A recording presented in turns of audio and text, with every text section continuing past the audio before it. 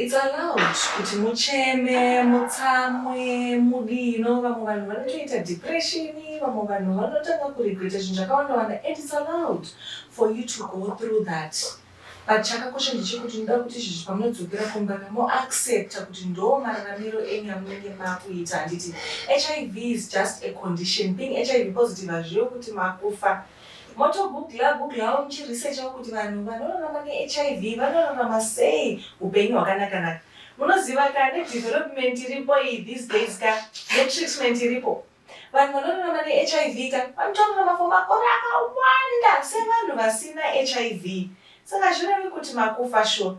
Munoziva ka treatment inosuppressa viral load inenge iri mubody. Handiti motoziva kuti immune system yenyu is very strong. Uyezve ma-CD4 cells yenyu anenge ari very high. Saka musatombotya. Inini just get to accept kuti okay, you are now HIV positive and it's just a condition. Hazvirevi kuti makufa zvekuti mungachema kudaro. Saka ndasemutenge treatment yacho.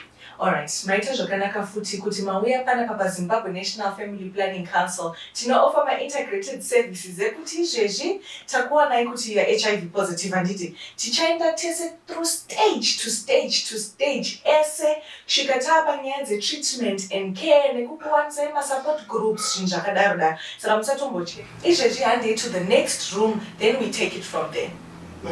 Musatombochema handiti. Aiwa handei.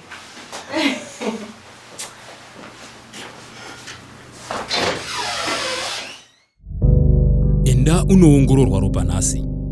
Don't be negative about being positive.